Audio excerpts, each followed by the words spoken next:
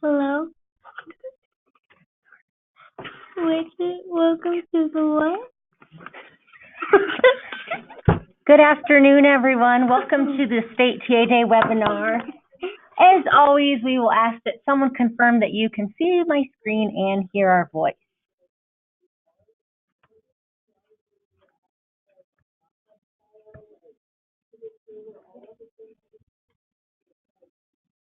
Thank you guys so much. So today we have a special guest. You might have heard him earlier on. It is Take Your Child to Work Day, and we have Joshua, that's Michelle's grandson. Want to say hi? Hi. Thanks, Joshua. All right, we're going to go ahead and get started. We have a full agenda today. We actually are adding another item on this agenda, so we'll have Julia Anderson from our communications team. She'll present a little bit later on, but she's not on this agenda. We added her kind of last minute. So I'm going to go ahead and we'll start with Elizabeth Nevarez from the Colorado Shines Childcare Resource and Referral Call Center. And hold on one second, Elizabeth, and I will unmute you and let you take over the screen.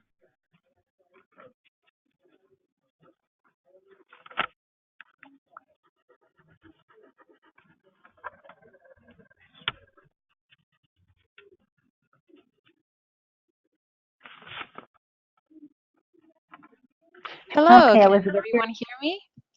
Yeah, we can hear you. Okay, perfect. And then can everyone see my screen, or do I need to wait a little bit more? Wait 1 second. Perfect.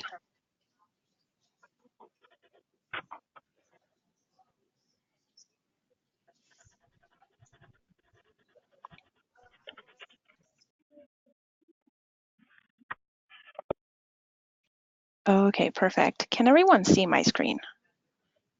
We can see your screen, Elizabeth. Thank you. Perfect. And Monica, can you, I just want to make sure that we're looking at the right slide. Is it the PowerPoint slide that you guys can see? I don't think so. It says Colorado Shines Childcare Referral at Mile High United Way, January through March 2019. It looks kind of like a Yes, so that's our report. Let's see. Okay, perfect. There's my slide. We see your slides now. Okay, perfect. All right. Well, thank you so much for your patience.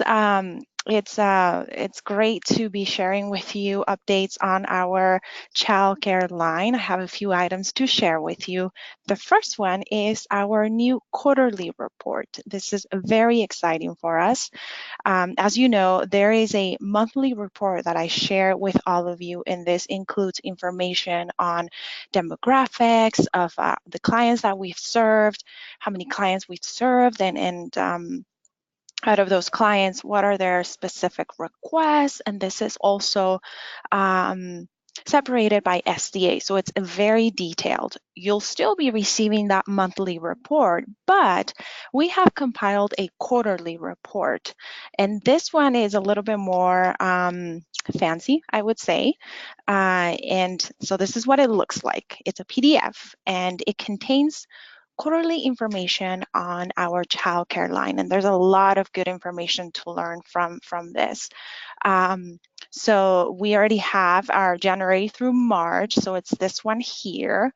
It highlights community trends, highlights the total number of contacts. For this past quarter, we had a total of 3,177 contacts, and that's spread out by phone, text, email, and live chat. And then we also have the different types of referrals that we have. So as you know, not only do we work on giving clients a list of referrals, but we also work to support our clients a little bit more closer. Those families that are a little bit more vulnerable and they need more support, we can do that too. So enhanced referral, that means clients, families that we have helped that have asked for assistance calling providers to find availability. This is a question that we always include in when we're talking to families. We know that it's not enough to get a list of referrals. Sometimes they need a little bit more help calling providers to identify available spaces. And so that's where our support comes in. So this last quarter, we helped 6 total families with that. We also highlight special needs referrals. So these are families who have identified with needs for their children, special needs. So we work to help them for that too. We also have other type of contacts. So not only are families calling our line to get a list of referrals, but we also have those other type of families that need just general information.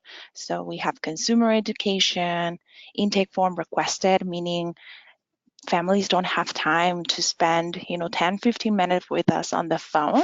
And so simply what we do, we send them an intake form. That way they can fill the information out at their leisure, send it back to us, and we can provide a list of referrals as well. Referral follow-up, that's when families are calling just to get an update on their list. We're helping them find availability, and they just want to get an update of where they are. Providers needing to be redirected. So these are providers that are calling, and we're just simply needing to make a transfer either to OEC or their local childhood council. Assistance pay for childcare, families asking about CCAP or asking about other ways that can help them pay for childcare. Provider availability update, this one to me is always very exciting. So this is providers that have called our lines to self-identify how many spots they have available. And those type of calls are always welcome. We love them because it helps us be more effective when it comes to identifying spaces for families. And then other requests that people have asked for. Then on the right-hand side, we have follow-up results. So this, as you know, we reach out to families that we have helped. And this is just to learn more about their experience with our services. We ask about our customer service, and very importantly, we also ask whether or not they were able to find the care that that they were looking for. So this past quarter, 44% found care using the information they received from us. So that's very exciting. 95% rated the quality of our services as good or excellent, and 98% would recommend our services to a friend or family member. And then the second page, it simply just has demographics on the families that we have served. So on the left-hand side, from what county these families contacted us. And then the language. Very exciting. Last quarter, more like, we received 2 calls from French families. We have a language line that we use, and we can very easily communicate with families who speak another language other than English or Spanish. And this time around, it was French, so that was very exciting for us. We also have here age of care needed, very important for childhood councils to know. And then the top 5 reasons for seeking care. Employment, that's number 1, followed by parent needs, current care ending, relocation, and then end of leave absence. So those are the top 5. As you know, we during our phone calls, we strive to educate families on quality care. We really emphasize that it's not easy to find a provider. There are a lot of factors that families need to be mindful of, and so we strive to share that information with them, and we share educational attachments on quality care, the steps to find the right provider, and things like that. So this is what our quarterly report looks like. Very excited about this. I'll be more than happy to share this out with you all every quarter. That way you have, more information, and you can use it as you like. The next item on my agenda, let's see. So we are gearing up for summer care referrals.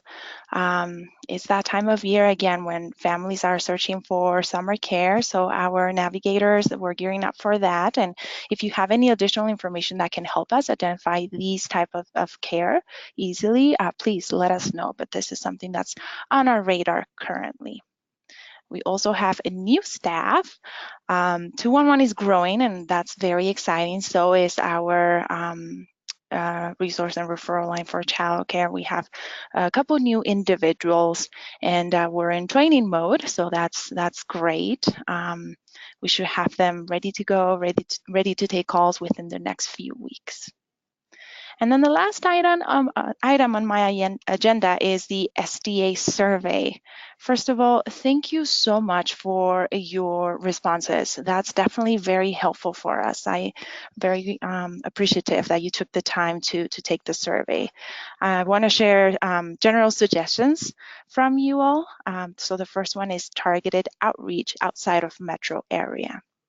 So somebody highlighted that some SDAs, some counties, they have really low numbers from families searching childcare, and they were wondering if we have something in store when it comes to outreach, outside of the metro area, and that is something that we can definitely look into. I'll be more than happy to explore that, yeah, I can definitely work to boost those numbers for childcare in those regions. The next item is more communication. And yeah, I agree. I think that's definitely needed. The state TA meetings, that's definitely something that is very beneficial. I love sharing updates with you all.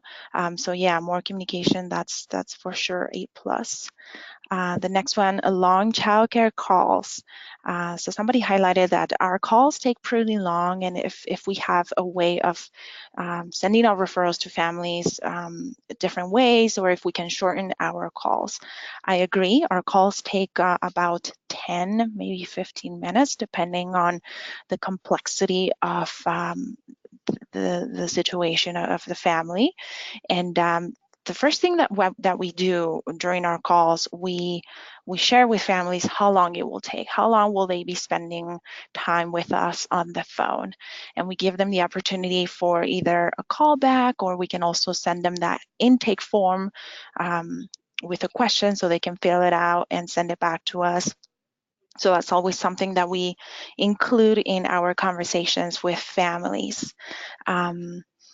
So yeah, we get as creative as possible in order to ensure that we're not taking too much of our family's time. I know that sometimes is very precious, so I totally understand. I'm also working on including our intake form on our website. That way we can drive more traffic to our website and make our intake form easily available. We also have our text and chat platforms. Families are more than welcome to either text or chat with us. It's easier on the family side for them to communicate with us through those mediums, and it doesn't take as long. So that's always something that we offer as well. The next one is educational materials readily available. As I shared earlier, we share this information with our families. That way they have the appropriate tools when it comes to finding the right provider. So we share that after our interactions with them. I can also for sure see if we can include these attachments in our website, that way people can just go to our website and download them. It's easy for them, easy access for them. The next one is enhanced referrals. Families asked to leave data sharing. So this is something somebody asked if we could do a little bit more data sharing when it comes to handling referrals where families were asked to leave. I agree. I think this is a very important subject. Something that some families struggle with, and I think this will be beneficial for childhood councils to know. So I'm in the works of creating a process so that we can share that data on a consistent basis with you all. The next one is sharing our closure schedule. So sharing when our contact center will be closed during the holidays and you know, those special days. I'll be more than happy to share that with you. The last one, share more data on monthly reports. So I received specific requests on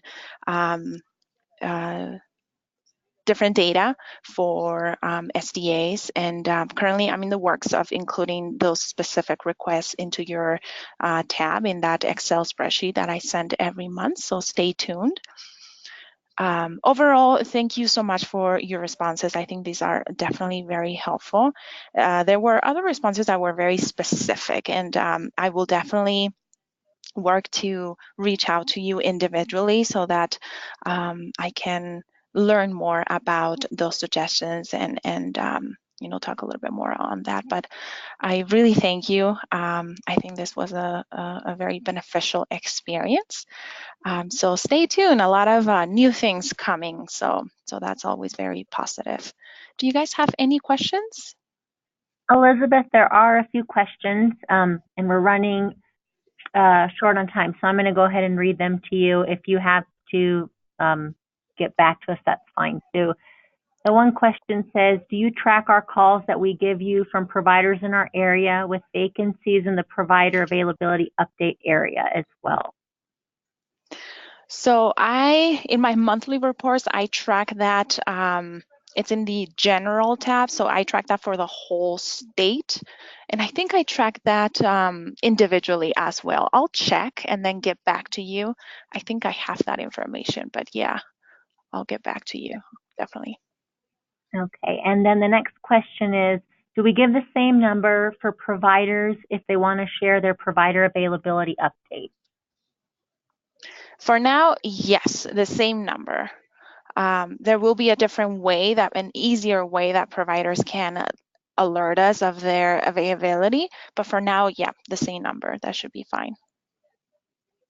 Okay, and then it says, can you give the resource for the language line you use? Of course, I'll be more than happy to send information on you know, the company that we're using for that. Hey, Elizabeth, this is Emily. Is it true that if a family calls 211 from anywhere in the state, they can be connected to you guys? Yes, that's true. Thank you for reminding me of that. Yeah, so we changed our IVR system. So all the 211s in the state, we now have the same IVR system.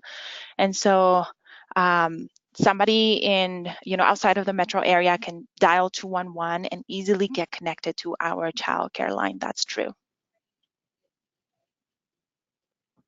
All right. Thank you, Elizabeth. Of course. Thank you so much. And we'll send out these slides and the report after the webinar. Perfect. Thank you. We're going to move right along to our next presenter. We have Renee Alarcon from the PDIS group. Hi, everybody. I just have a couple PDIS updates that I wanted to share with everyone. The Level 2 courses, I know there's been quite a bit of communication around this, so just wanted to circle back to this. As of April 8th, course catalog logos have a new look, and our courses are now organized by competency domain. Just a little bit more, because I know this has been talked about a little while. This new organization, it really is intended to help learners choose trainings based on strength and growth areas that are discovered with the competency. So just to, or where you can locate those is in the course catalog. You can just select Colorado Shines Level 2 courses from the dropdown, or you can also utilize the search function that's in the course catalog as well. Now, some upcoming PDIS help desk schedule information, help desk availability. There are some all-day staff meetings that are coming up. These are on Tuesdays, and when this occurs, the PDIS help desk will be unavailable. During this time, the PDIS, on these specific Tuesdays, these weeks that these Tuesdays are, the help desk will be available on Wednesdays. So that's a little bit different than what we've been doing these past few weeks. The days in question where the help desk will not be available is April 30th, May 7th, and then June 5th. And this is located on PDIS. So as soon as you go to PDIS, it's in the banner there. So just reference that to see, or if you have any questions on availability at all, and that will always be up to date. And one last thing from me, there's actually a new PDIS email process. So some of you have probably seen this, but when emailing the PDIS help desk, you will now receive an auto reply. And this change has come about because PDIS team is now utilizing Salesforce. And this really just allows a more streamlined approach for tracking and resolving all PDIS issues. So that's just a little bit of a change and wanted to make everybody aware of it. So they're using the same tracking system that our Colorado Shines QRIS help desk has been using the last couple years.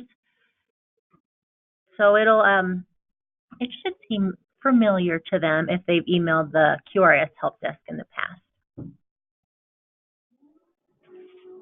Yep, and I think those are all the updates I have for today, everyone. So does anyone have questions for Renee? If you do, please go ahead and type them in the chat box or question box.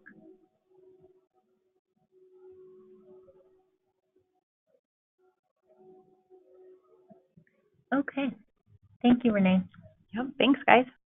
We're going to move right along to our EQIT update, and we have Lisa Matter. Lisa, I just unmuted you.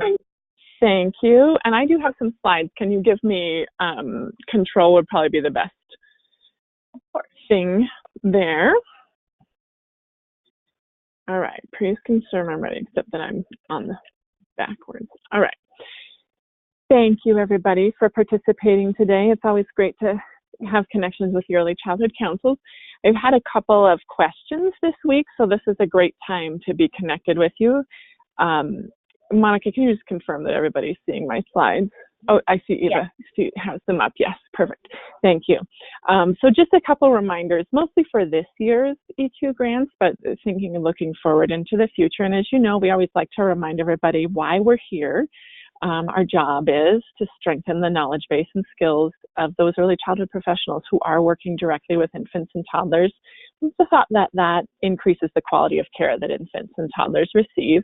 And I want to just, as I like to, begin with those celebrations that I have so far signed 817 certificates, and they that will be completed by the 1st of May, and that accounts for 45 EQIT courses across the state, which is about 3/4 of the courses that are expected this year. So we're on track again to hit 1,000 or 1,100 people for the 5th year in a row.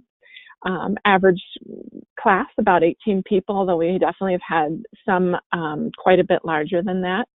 And so far, this group has served over 6,000 infants and toddlers. So thank you for continuing to do this great work that's meeting the needs of people in your communities for building those skills with infants and toddlers. I had some great questions this week from one early childhood council, and I want to take this opportunity to reinforce some important pieces. Some of the responsibilities that you have as a council that go along with making sure EQIT is replicated, including finding locations that are adult learning friendly. I periodically hear about a course being held in a childcare center, and the teachers got to sit in those child-sized chairs, and that none of us want to sit in child-sized chairs for 3 hours, especially after work or all day on a Saturday. So just let us know if you need help identifying a better location in your community.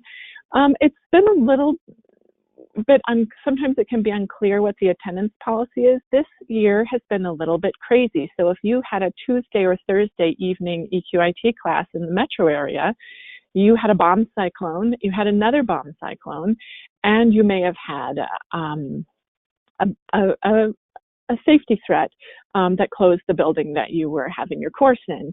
So we have had to make some extreme exceptions this year, but I want to just remind people that in order for a participant to earn that certificate, they must attend every EQIT module. There's no written work in EQIT. There's no other way for people to demonstrate their competence than by coming to the course. If they miss up to 2 modules and complete homework that is equivalent in time and content, they can still earn the certificate. And again, that's at the discretion of the instructor. If this is someone who came to class and didn't really participate and then did a half-hearted attempt at homework, that it's up to that instructor to say, you know what, this person really didn't participate in this full class.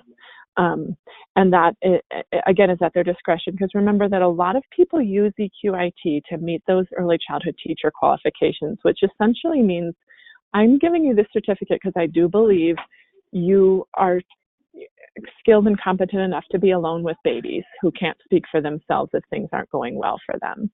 So that's just critical to remember.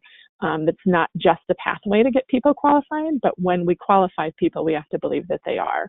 And in rare cases, with a very dedicated participant who had an extreme emergency, almost always these involve pregnancy or death, a sudden baby born before the end of the course, or a family death. With my written approval, someone could miss 3 modules, and that's not 3 class days, it's 3 modules, so 9 hours. We want, again, with my written permission, we can talk about those rare cases, and I would say we approve 2 to 3 of those a year, so pretty rare, over 1,000 people taking the course. And I do want to remind people that spreadsheet that you keep track of the demographics for the participants on and for your coaching hours, you should just have one for your whole community. If you have more than one course, they should all be on that same document, so that when I ask you for those quarterly coaching hours, you just upload the document that you have. You don't have to make something new. But do please check with the participants to make sure their names are spelled correctly, because we are currently still printing those certificates and want to make sure we have them exactly right. And just some quick reminders as you look forward to next year and you're planning team meetings with your teams, to just remind them that every module is 2 teachers teaching. Every module is 3 hours. We have agreed to, with licensing, that people are getting 48 full hours of training when they participate in this training. We provide a lot of extra resources for the EQ instructors for their own education, and those are not to be substituted into the curriculum, but they can certainly, if participants are asking, I want more information about X, Y, or Z, our resources that we have shared with those infant toddler specialists are absolutely able to be shared with those participants, just not embedded into the curriculum, which should have these 5 parts: the central themes and agenda, the learning experiences as they're written, the implementation of the relate reflections, and regular evaluations, which doesn't have to be every module, but just on a regular basis. Quick reminder, because some of you haven't had a course finish yet this year, this might be your first course is finishing in the spring. There's a link, this JotForm link, for requesting certificates. You're going to click on this link. You're going to enter some summary information, including where the certificates are going to be sent to. And then you're going to upload, again, that spreadsheet that has everybody's information on it. So if you don't have the link, email me. We'll send these slides out. You should be able to just copy and paste the link from there. Your quarterly report is due next week. And so far, about 7 people have turned that in. So you can see across the 3 quarters so far, we always get a little bit of a slow start, and that middle quarter was about over 500 hours of coaching were conducted before December, and 100 hours or so have been reported already for the January through March 3rd quarter. So again, there's a JotForm link for those. Even if you had no coaching hours for that quarter, please go ahead and upload it. And don't worry if there's additional hours already on the spreadsheet. You don't need to doctor the spreadsheet, just upload it as it is now. But in that summary, put the number of hours that actually happened between January 1st and March 31st. Quick reminder, When you invoice, please do include me. It slows down the process when I then have to go dig back and find your backup documentation. But you'll use that same spreadsheet that includes the coaching hours to document the coaching hours that are being reimbursed when you invoice. So, and everybody, you're doing a great job of this. Almost all the time I'm getting these. I just want to throw it in there as a reminder. One quick thing to think about as you look forward to next year, one of the things that's arisen out of our appreciative inquiry is that good coaching seems to require, for our model, at least 3 visits or 3 hours of coaching as you get started to get that relationship going. So if your community is going to have a minimum requirement, we would recommend that it be 3 hours, not 1 or 2, because 3 hours seems to be a first hump that people need to get over. I'm sad to be able to tell you that I don't yet have any more information, but we're waiting at the speed of government to get our meeting totally approved so we can send out the registration. But you should be on the lookout for the EQ Initiative annual meeting registration very soon. Please do send me questions if you have some, and we can answer them offline. A reminder that most likely there will be another training of trainers in early 2020, and we do expect that now is the time that you're looking for those new people in your community. You're noticing people who would be skilled in this role and that you would like to train. So definitely let us know. Encourage them to make sure that if they haven't taken EQIT, that they get in a fall class right away so that they'll be ready, and also that they complete the adult learning and training design courses in PDIS so that they'll be ready to meet that trainer credential requirement that's required of all infant toddler specialists. We hope that we are supporting you to do your best work on behalf of infants and toddlers and families in your community, and please don't hesitate to ask any questions. I hope I'm keeping everybody on schedule here. Monica, you can let me know if there were any questions that needed to be answered at this moment. Otherwise, I'll put myself back on mute. You do have a question. It says, I use the bridge document to assist with homework for missed modules. Do you anticipate this document being updated anytime? That is a great tool. That tool was, of course, designed to be a wraparound to EQIT and provide learning assignments that met all the community college folks, you're going to have to help me with the word here, but all the requirements that go along with EC 111.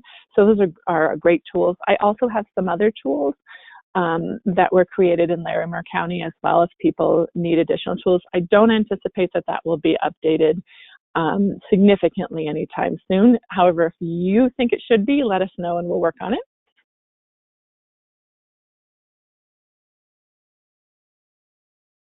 Okay, Lisa, that's it for questions for you. Great, thank you. And as always, just email me if anything comes up. Have a great rest of your day, everybody. Thanks, Lisa. So moving right along, we have our ratings team from over at Clayton Early Learning. Everyone was able to meet Josh Franklin via webinar last time. Josh, are you there? Yes, Josh is here, and so is Melissa. And Melissa. All right, and you guys have slides to share, correct? Yeah, we're going to start off with a handout that I have to share with everyone first. Okay, I just, there we go. We can see your screen. Great. All right, well, first I just wanted to introduce myself. I'm Melissa Swain. I'm the Director of Quality Assessment Services. Prior to this role, I was working at Clayton Early Learning as the manager of the inter-rater reliability team. And then even before that, I was a Qual-Star rater, so I have come full circle back to where I started. So I just wanted to introduce myself to you all and say hello, and then go through some basic information. We've had some questions come up about the transfer of the assessment work from Qual-Star to Clayton. So this, when Qual-Star sunsetted in December of 2018, they did transfer a portion of their assessment contracts and training to us here at Clayton.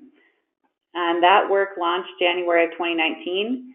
It includes Colorado Shine's rating administration, DPP class rating system administration, fee-for-service assessment work, which can vary from, CPSI for playgrounds or fee-for-service like class observations.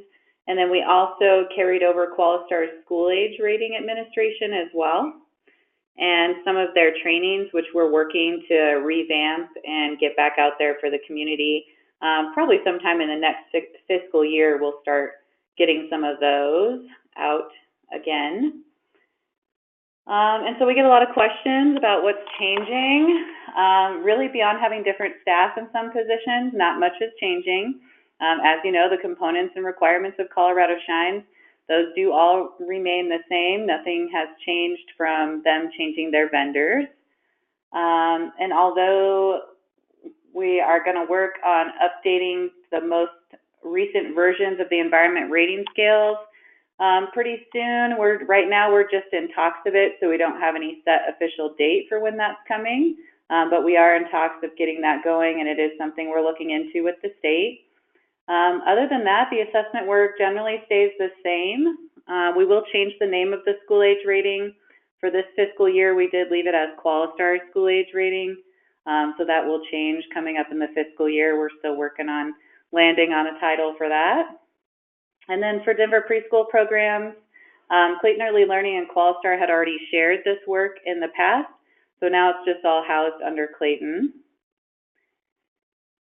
And then just so you guys know a little bit about the inter-rater reliability team. So we've historically been serving that function for the state. And so with that, just know that that team is housed in a completely different department than our department. So that's one of the biggest firewalls to note with this transition, is that we're housed in completely different departments and our work is kept separate. So we do still have the inter-rater reliability team here. And then on page 2, which we'll make sure that you guys have this handout as well to reference, and you can definitely share it with anybody that would need to know for who to contact when. So something that happened with the transition is we were able to promote some of the administration at Qualistar as well as some of the assessors into manager roles. And of course, you guys know that Josh came aboard as well at this time. So we have a list of managers, and each one of them has different responsibilities for different parts of the work. So we're trying to share this chart far and wide to help people know who they should contact for what. So that was really what I wanted to share with you before I let Josh dive in. Does anyone have any questions about that piece?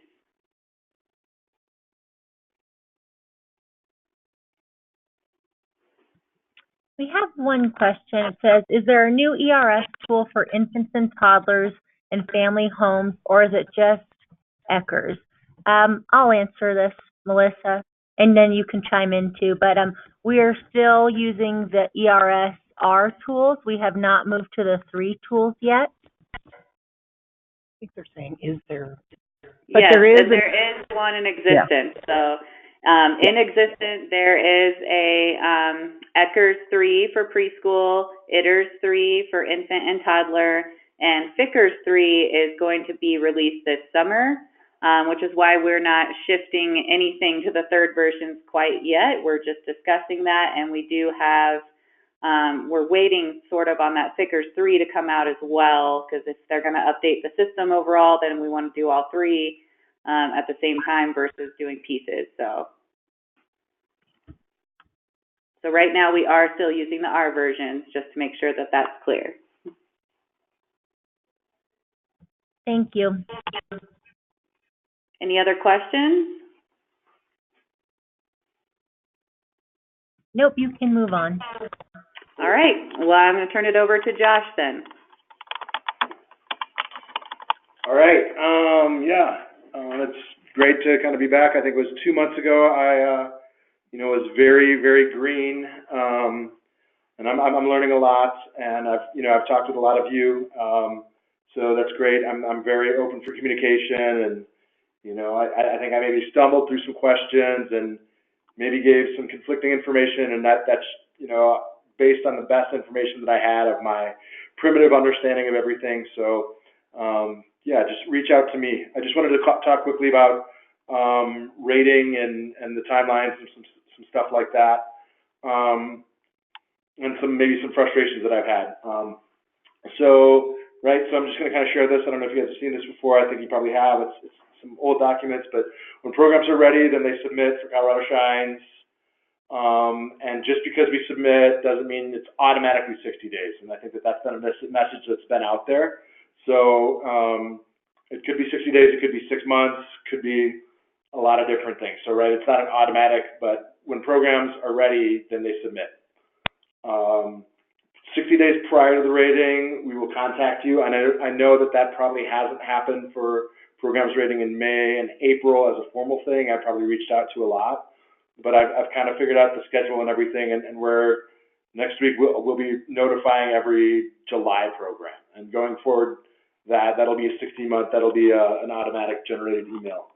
And then 30 days prior, an assessor will contact, and things kind of open up. And then there's the rating month, and then after the rating month, then we go through the data and everything, and at the end of the month, you will get a rating. And then then programs can request a consultation, and then after the consultation, then we can reopen for submission. So I just kind of wanted to go through that. So a few things, ensure programs are prepared to rate when they submit their application, We don't do any postponing. Programs that wish to pass will be removed from the queue, and we can't really reserve rating windows. And there's different priorities about who rates in the queue, and things will be kind of getting a little bit more streamlined going forward as I've been learning. So I guess one thing, I'll go this. So there's question and answer sessions every third Friday at the Clayton office. You can call in or come in person. And you can come to those as often. And then questions, you can contact me. I'm going to be, I want some feedback from you, so I'm going to share a Google form that I put together that just basically is open-ended, ask for feedback. It's totally anonymous. If there's something that I've done that you're like, hey, what was that about? Or something that you have questions about, or any feedback for me or the process, or really anything that helps me. Or you can, or if it's something specific and you don't need to be anonymous, that's fine. You can email me, call me, schedule some things. I've talked with a lot of you, and I think you guys know that I'm responsive. And yeah, I want to help you out and help out programs. So one little thing of frustration that I've had, and I've kind of coordinated with the state, is programs not knowing when they're going to expire, and then I kind of have to hunt them down a lot. And I believe, so I was told today by Dorothy that QI navigators get a report every Monday, I believe, of programs that are going to expire in the next 270 days. So that's kind of far out. But so if I can ask the navigators to kind of reach out to some of those programs to kind of get the things on the radar, because a lot of times I'm calling, 2 months, 3 months in advance, and programs didn't know that they're expiring or are frustrated that they haven't been contacted sooner. And then I do a lot of chasing down, which is hard, hard for me to do. It's time consuming. And sometimes I chase down, and then at the end, a couple weeks before, they're like, oh, we're not going to rate. And that would have been a spot that someone else could have rated. So it's kind of, I know new programs want to get in that queue, and they're really excited, but we do give priority to programs that are expiring soon.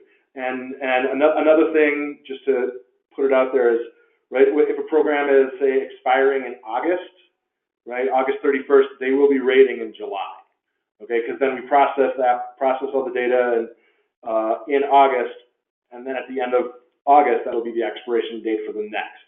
So I know sometimes things be like, oh, well, we expire in August, so we want to rate in August, and that's not really kind of how it's going to work going forward. So yeah, for that, I'm going to open it up for questions if there's any questions. And I just Hey, want to Josh, add, oh, sorry, go ahead. Go ahead, Melissa. Oh, I was just going to say, I just wanted to add that we're just definitely stressing the importance that programs and councils can't pick or choose when they rate. So they need to rate when they come up in the queue. And if a program is seeking some sort of extension or postponement, then they need to go through the council, their council, and work with the council. And the council should be submitting an official, some official documentation to the state to request that. So no one should be calling Josh and saying, hey, we want to move to this month or this month. That needs to go through the councils, and then the councils go through the formal process with the state. That's correct.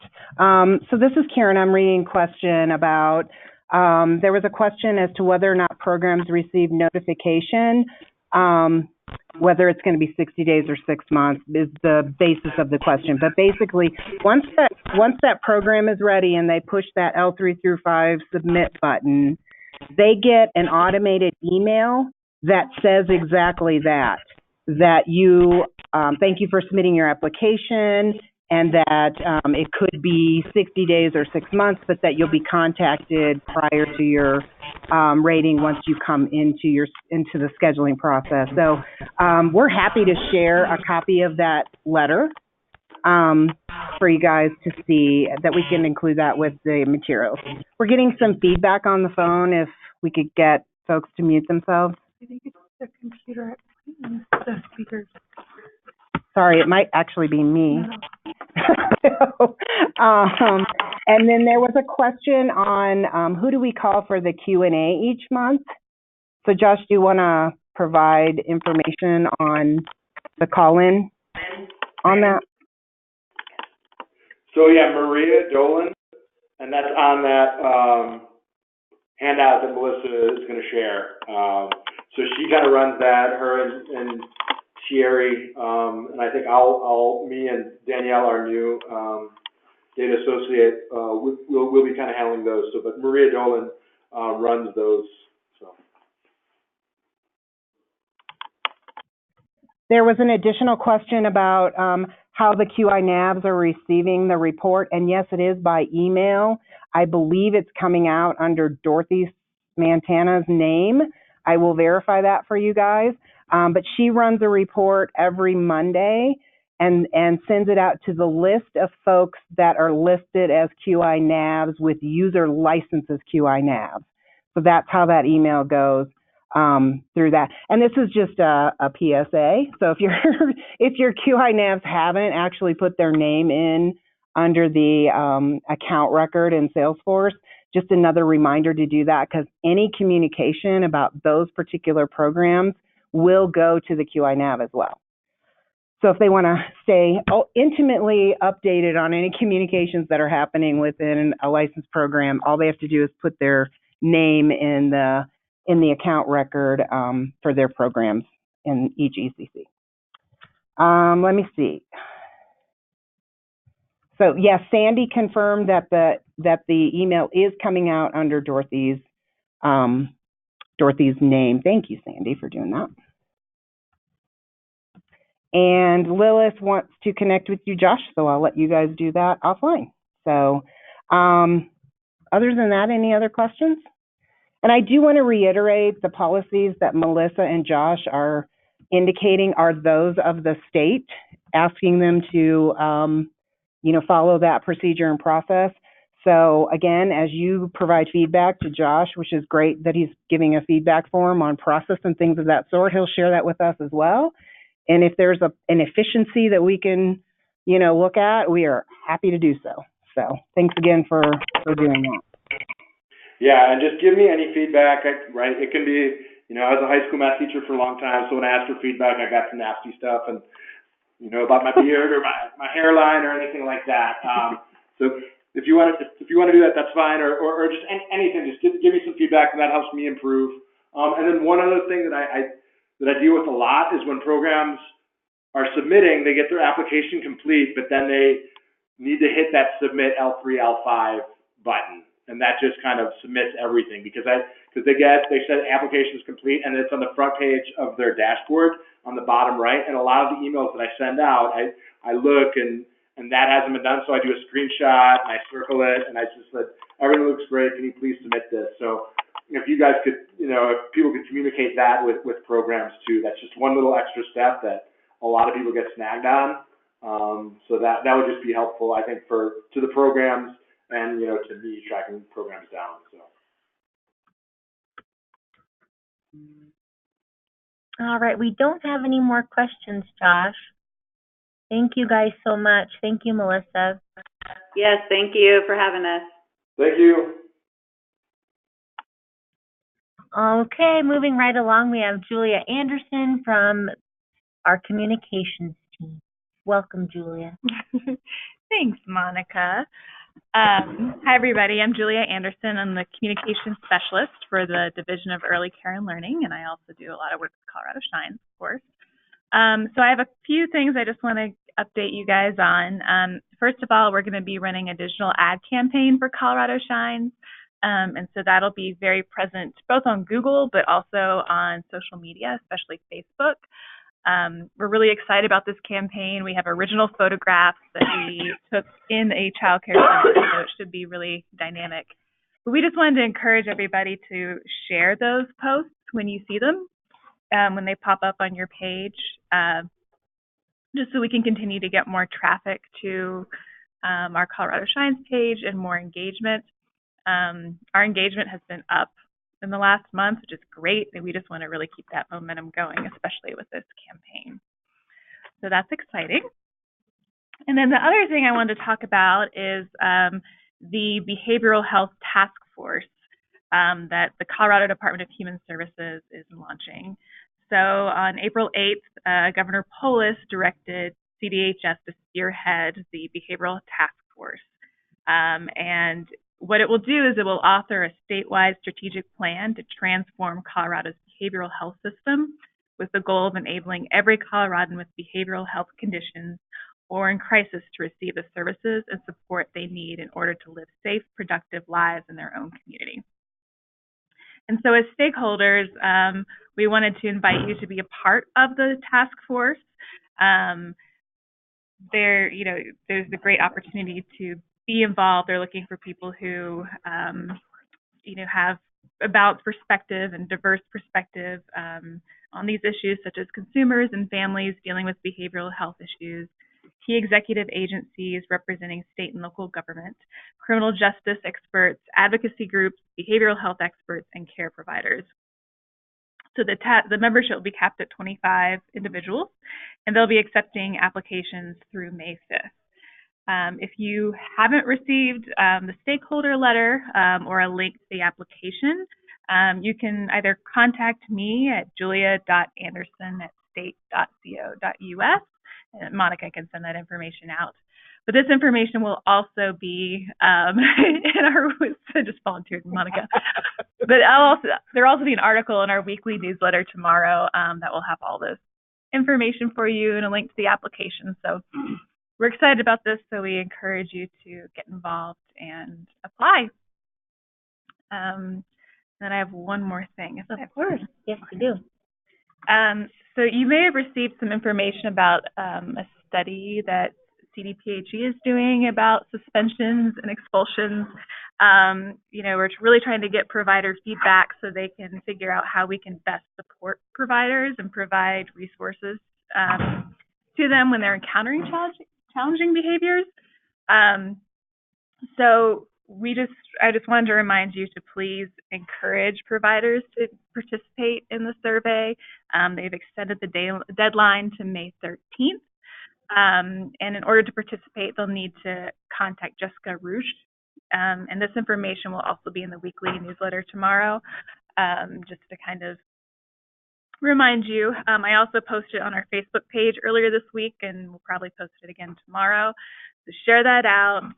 We definitely want to get as much feedback as we can so we can figure out how we can best support providers. So that's all I have. Thanks, people have Julia. questions. Please type in any questions you have for Julia.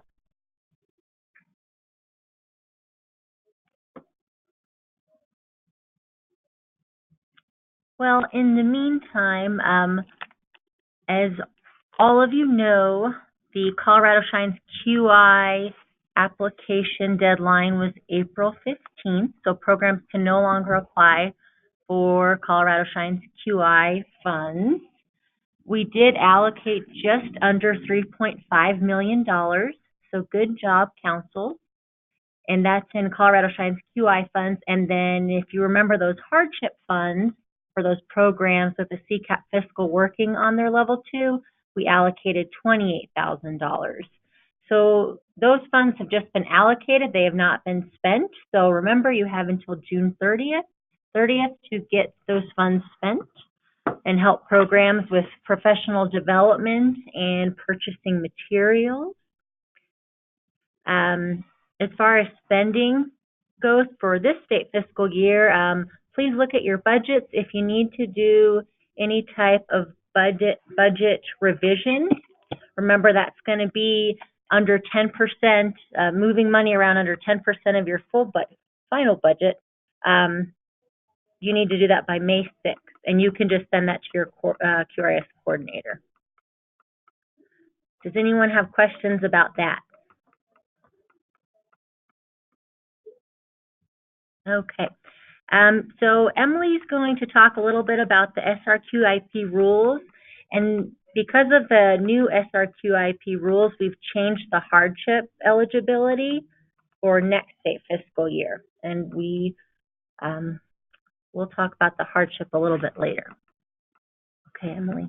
All right, so y'all remember that we updated the school readiness rules in a response to the legislation that passed last year.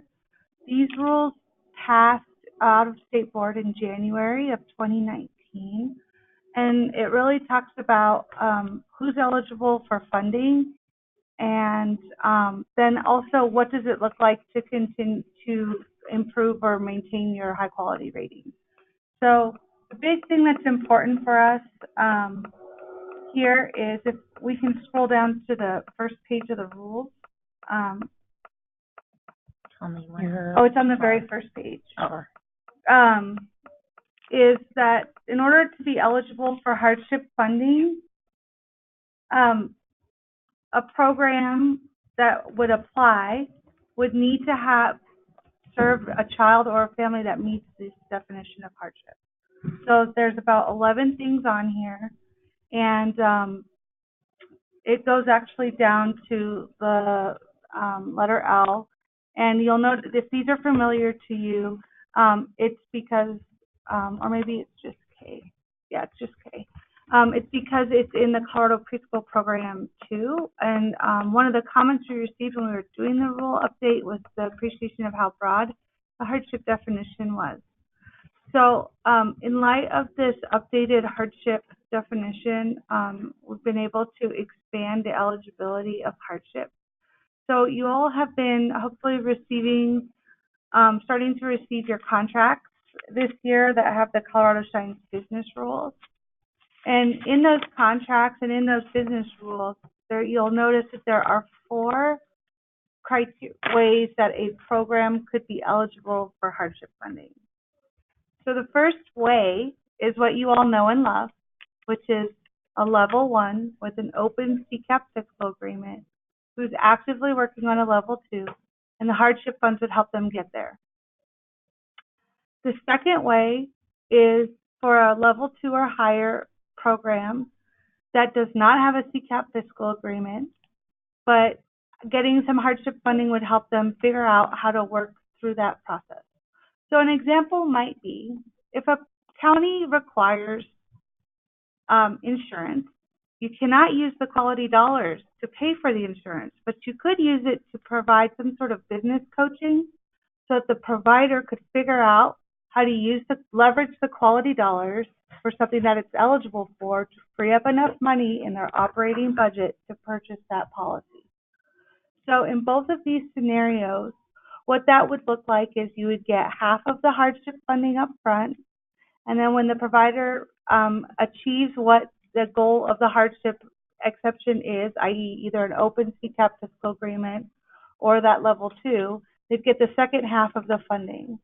The good thing about these two scenarios is going forward, assuming they maintain level 2 or higher or that CCAP fiscal agreement, then they're eligible for Colorado Shines funding going forward.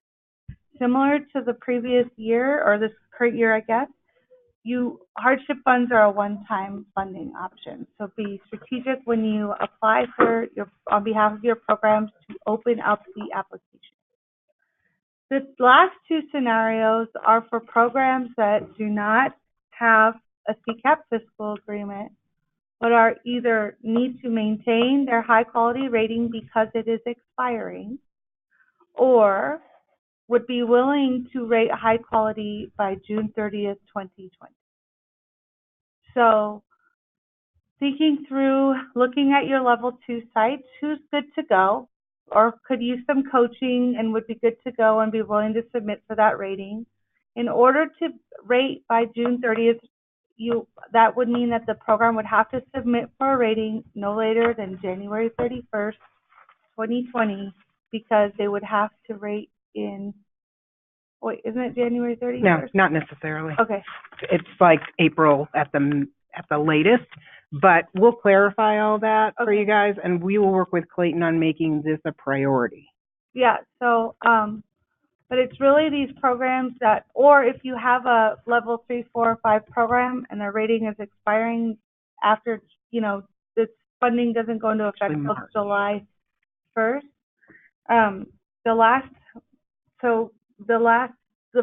Sorry, Karen, what were you saying about March?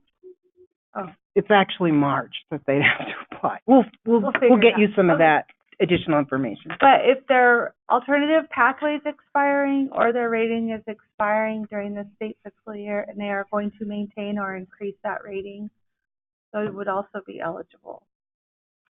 So I think the thing to think about right now is if you have level 2 providers that don't have CCAP fiscal, that would be good candidates to rate this year. And the other thing to keep in mind about these what we're calling scenario 3 and scenario 4, they would get their funding up front, all of their funding up front, because they might need that in order to be able to push the button.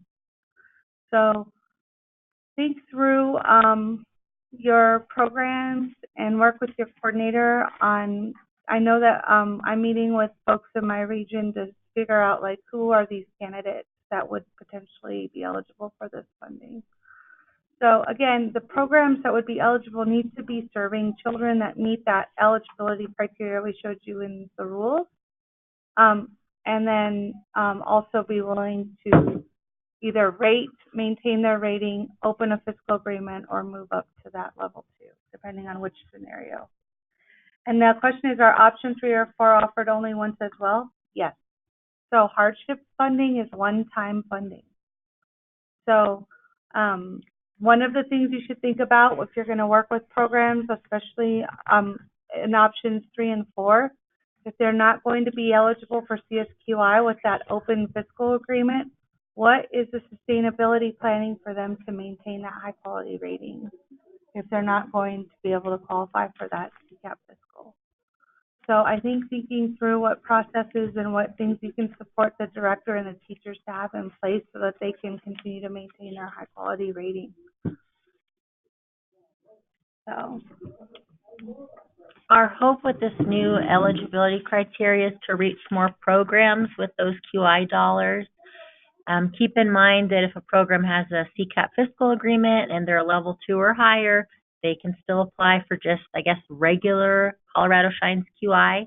We're doing something a little bit different next year with the award amounts.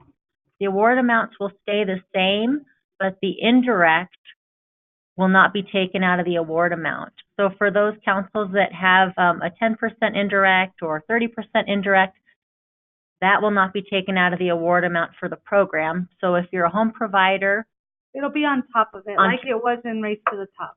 Yes. So if you're a home provider and your award amount is $2,100, they will actually receive that $2,100. So that's good news. It should be more money for several programs. It also gives equity across the state in the award amount, that folks have different indirect rates. So What other questions do y'all have? We'll send out the MOUs as follow-up items for the webinar. That way you can kind of go through and read them on your own, see if you have any questions. So the amounts for the hardship are the same amounts as CSQI. The only difference is depending on if you're scenario 1 or 2, you just get half up front and then half upon achieving what you are setting out to achieve. The expiration, similar to the last year, they'll have either 5 or 6 months after each MOU or that April 15th deadline, whichever's sooner. The other pieces for capital, just a reminder about capital improvements. These will be opening up again in July. It's for programs that serve infants and toddlers, and it needs to be of benefit to those infants and toddlers. And it also is only for programs that are eligible for CSQI funding. So if you have a hardship site that does not meet eligibility requirements for CSQI funding, they cannot apply. They're not eligible for those capital grants.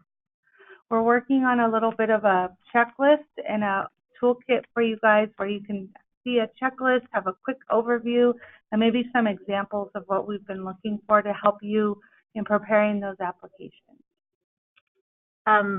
You will receive a copy of the MOU, and you'll notice there's some new language in there. This number 13 that I have on the screen, we've added this. It says programs who do not meet the requirements of this MOU may be subject to the return of materials purchased or the repayment of funds allocated.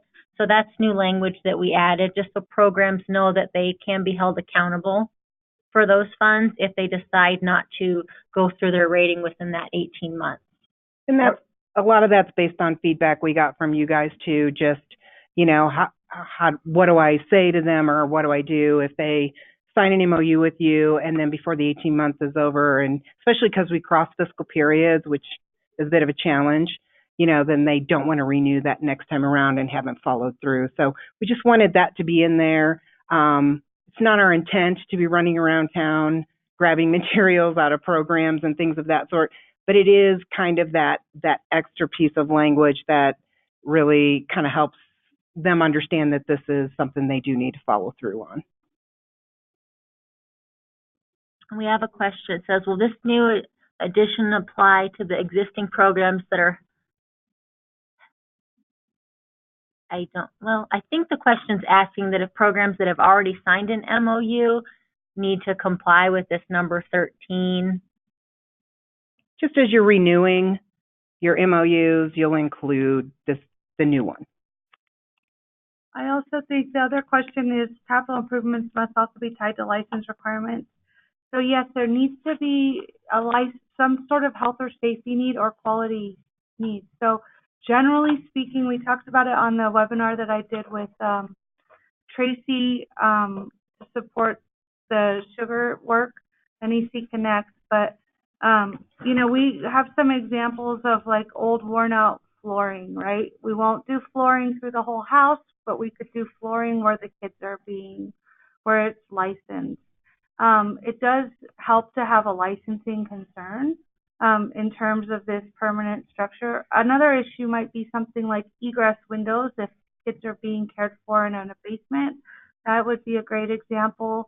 We've had programs apply because they wanted to put little toddler toilets instead of the big toilets in the toddler classrooms for the kids to use. That's a great example. So of what would be an appropriate use of funds.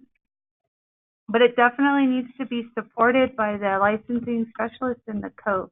So it really needs to be an application where it has everyone is that if you are not comfortable submitting the capital request because you're not sure, you probably shouldn't be submitting it. You need to stand behind the request that you put through, and if you have questions, unanswered questions about it, then you need to have those questions answered by the provider before you submit those requests through. Are all councils required to follow? Yes. So the thing about the MOU with the number 13 is this is the baseline for the MOU.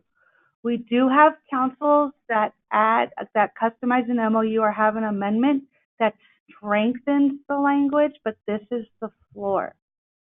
So I think it's worthwhile to have a conversation with your QI NAVs and coaches around this expectation. So the other expectation I think our team has is that if you have programs that have received funding for 2 years and their 18-month period is coming up and they have not submitted for funding or for a rating at this point, do not encourage them to apply for a third year of funding unless they have pressed that button. There needs to be accountability to these timelines and to the, basically this is their signing saying that they will follow through.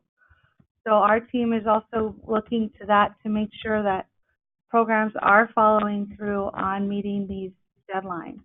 We also recognize that there are instances where something unexpected has happened in 18 months. Maybe they need an additional 3 months before they're ready to push the button. Work with your coordinator on that piece.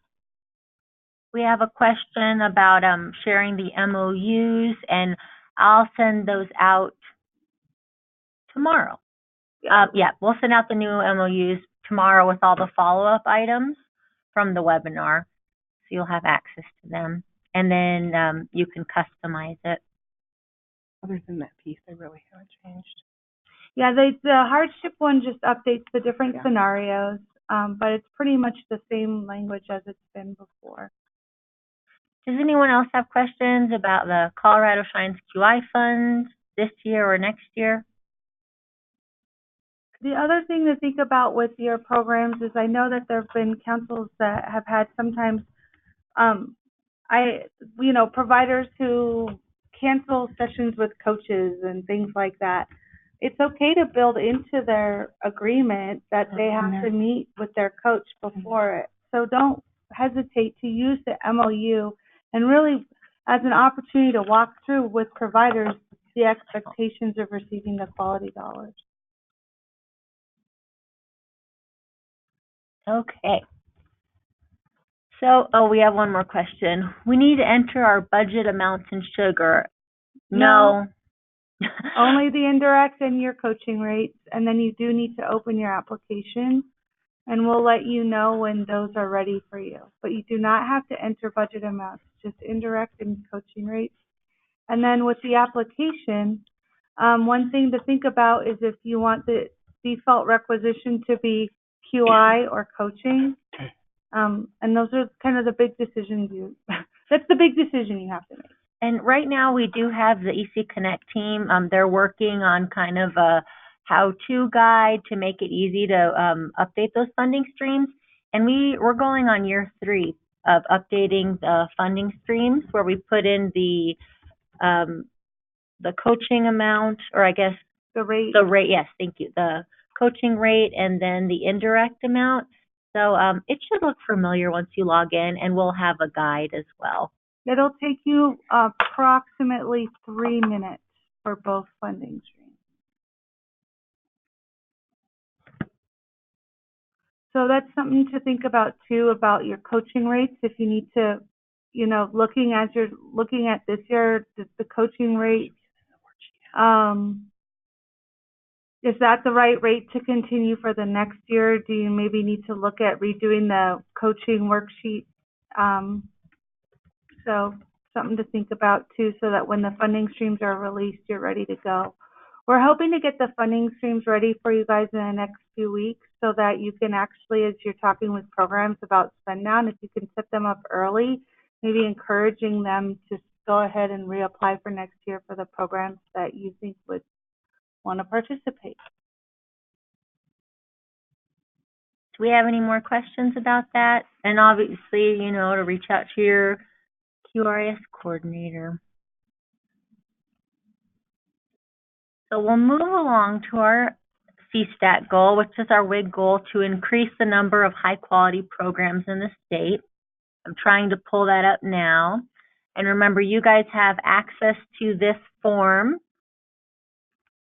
24/7, and it's updated about every 2 weeks, real time. So if you need access to, well, everyone has access, but if you actually need this information again, let us know. We'll send it out with the webinar.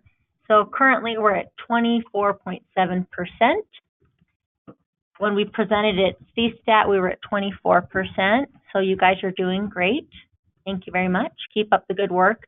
And I believe for the month of May, we have, am I right, Karen, to say 40 plus programs going through the rating? Actually, no, we're down to like 24 programs after everything shook out. So, but that's great. We'll have 24 additional programs entering the rating cycle in May. You mean new ones or just maintaining? Okay. So maintaining and new. And does anyone have any questions about our WIG, our CSTAT goal? Or any questions about anything else we covered today? Y'all are doing awesome, so thank you. We do like to brag on our partners, so thank you all for doing your great work. Emily, do we have any questions? I don't think so. Not that I see. Okay. All right. Thank you guys for your time, and we'll give you about 10 minutes back to your afternoon. We'll send all this out tomorrow. Take care. Thanks again.